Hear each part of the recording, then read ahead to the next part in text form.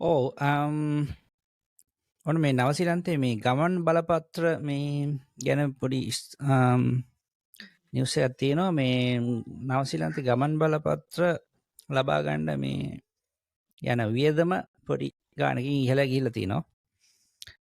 නවසීලන්තේ passport එකක මිල දැන් වැඩිහිටි ගමන් බලපත්‍රයකට මේ 215 ඉඳන් 247ක් වගේ වෙනවලු. වෙන්න වැඩි වෙනවලු. ඒතකොට ළමා ගමන් බලපත්‍රයකට 125 සිට 144 දක්වා.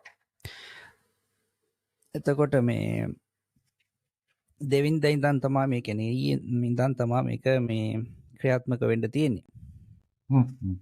එතකොට මේකේ හේතු වෙන්නේ ඉතින් මේකේ නිපදවන්න තියෙන මේ ගොඩක් මුදලක් වැය වෙනවා. ඉතින් ඒක පියව ගන්න සහ පුද්ගල වැටුප් ඉතින් පරිගණක පද්ධති තාක්ෂණය රක්ෂණය ගමන් බලපත්‍ර වලට ඔක්කොම බලපානවා කියලා තමයි කියලා තියෙන්නේ. ඉතින් විශේෂයෙන් අමුද්‍රව්‍ය වලට තමයි ගොඩක් යන්නේ. ඉතින් විශේෂයෙන් මම දන්නේ ලංකාවකට වැඩි චුට්ටක් වෙනස්. මෙහි අර චිප් එකක්ද කොහෙද තියෙනවා පාස්පෝර්ට් එකේ. මේ ඔය පොඩ්ඩක් මම හිතන්නේ ඊට වැඩි ගණන් ඇති හදන්න යන වියදම. ඉතින් ඒ පාස්පෝර්ට් එකේ තියෙන පොඩි චිප් කැල්ලක් තියෙනවද මොකක් මේ රීඩ් එක? ඔව් මම හිතන්නේ මේ පොඩි මේ මට ඒක හරියට මතක නැහැ මට නෑ හොයන්න බෑ. මේ මම දැකලා තියෙනවා ඒක. ඉතින් ලංකාවෙත් මං හිතන්නේ දැන් එක්දින සේවයේ පාස්පෝර්ට් එක මං හිතන්නේ 50 50000ද? මෙච්චර ගානක්? ඔව් මං හිතන්නේ. නේද 20000ක් හරි ඒ කොහොම හරි සෑහෙන ලොකු ගාණක්. දැන් වැඩි කරලා ඇති සමහරට 20000ක් වගේ වෙන්නේ නැති. මට මතක විදියට කොහොම හරි දැන් මාස 3ක් ගිහිල්ලා දෙනවා කියන එක සාමාන්‍ය ගාණක්. එක්දිනසේ එවෙන් ගන්න එක ඊට වඩා වැඩි සෑහෙන. ඔව් අනිවාර්යයෙන් අපි ඒ කාලේ මං ගන්නකොට 5000ක් දුකද ගෙවුවා මං හිතන්නේ one day service එකෙන්. මං ගත්තේ නෑ මං ගිහිල්ලා normal ගත්තේ.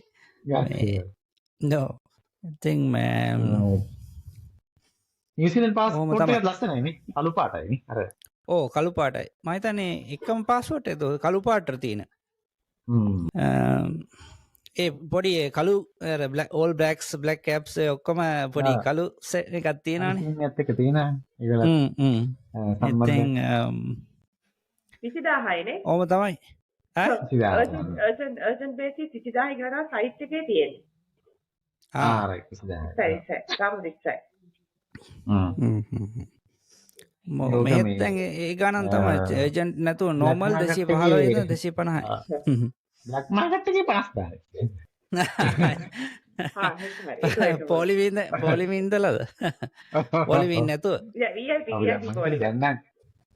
දැන් නම් මේ ගොඩක් දුරට ඒ ඔක්කොම අල්ලලා තියෙනවා මම හිතන්නේ ඔය වගේ වැඩ කරන රාජ්‍ය නිලධාරීන්ම ඉන්නවා 5-6 දෙනෙක්ම මම මේවට දාලා මේ කියන්නේ රිමාන්ඩ් කරලා ඔය වගේ වැඩ කරලම මාර්තු වෙලා. හරිද? ඉතින් මම හිතන්නේ ඉස්සරහ ඒකෙත් VIP තියෙනවා. මේ වගේ දෙයක් කරගන්න පුළුවන්. දැන් ඇත්තම දැන් ආගමන විගමන දෙපාර්තමේන්තුවේ අඳුරන කෙනෙක් ඉන්නවා. ඔය මාස 3ක් විතර ගිහිල්ලා ගන්න ඕන පාස්පෝර්ට් එකට දැන් කාලයක් ගිහිල්ලා නම් ඒ අඳුරන කෙනාට කියලා ඒ ෆයිල් එක උඩට ගන්න පුළුවන්. ඒ කියන්නේ කිසිම මුදලක් ගෙවලා නෙමෙයි. ඒ සාධාරණයි නේ. මේ මනුස්සයා මාස 3ක් ඉන්නවා. මට දැන් මාස 5ක් වෙලත් බඩු නැහැ.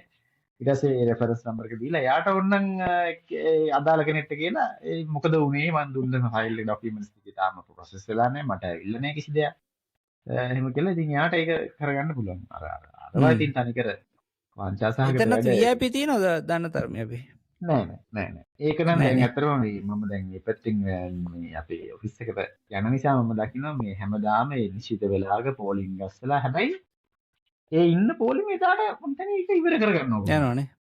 ඔව්. ඒ කවුරුත් අර මේ එහෙම නේ දාර රෑ දිදි මරාගෙන ඉන්න කට්ටිය තමයි අර පැය 24 වැඩ යන නිසා ඒ දවසින් ගන්න කට්ටිය තමයි අර විදිහට ඉන්නේ. ඒගොල්ලෝ ගොඩක් වෙලාවට තමන්ගේ එක්ස්පීරියන්ස් එක දාලා තිබුණා මේ Facebook එකේ එහෙම මේ ඉතාලම හොඳයි. ඒ කියන්නේ දවසින් ගන්න එන අපිට වුණත් පැය 5ක් 6ක් ඇතුළත අපිට මේ හිටියත් නැතත් ඒක අනිවාර්යෙන් ඒ වෙලාවට කියන වෙලාවට දෙනවා කියලා. ඉතින් මම හිතන්නේ මේ ටිකක් හොඳ මේකට හිල්ල දැම්ම අපි පොඩි සමීක්ෂණයක් කරොත් ලංකාවේ මේ හැමෝටම පාස්පෝර්ට් ඇති. හරිද? තමයි පාස්පෝර්ට් ඒකම තියෙනවා. කතාවක්. පාස්පෝර්ට් එක. ඔය ID එක පෙන්නන්න කියලා හොත් ඒ පාස්පෝර්ට් එක මිනිස්සු Passport පෙන්නන එක තරම තමයි. පාස්පෝර්ට් සුලභයි. හරිද? ඉතින් ඒක මට හිතෙනවා ඒක සෑහෙන ඇති කියලා. මොකද හැමදාම එන්න රෂ් එකක් ඔතන. ආගමන විගමන දෙපාර්තමේන්තුවේ එතන මේ මිනිස්සුගේ පොලිසිය ඒ වගේම ග්‍රාම ආරක්ෂක බටයින් ඒ වගේම එතනින් ආරක්ෂක නිලධාරීන් සහ සමහර කරලා ආමිකින් පවා එතන මිනිස්සු කන්ට්‍රෝල් කරන්නේ ඉන්නවා. ඉතින් හරි කොහමරි ඔක මේ තමයි. අපි අර මේ අපේ පාස්පෝර්ට් එක මේ නවසිලන්ත එකේ මේ රටවල් 185කට වීසා රහිත ගමන් මේ මේක දීලා තියෙනවා.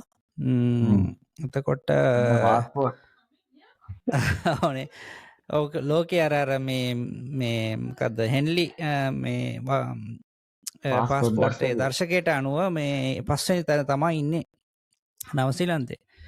ඉතින් දැන් මෙහෙ ඉන්න කෙනෙක් හරි මේ සිටිසන් ගන්න කෙනෙක්ට පාස්පෝර්ට් හදා ගන්න හරි අලුත් කරන්න යනකොට 250ක් වගේ ගෙවන්න වෙයි. බබාලා ගෙවට 144යි. තමයි තියෙන්නේ.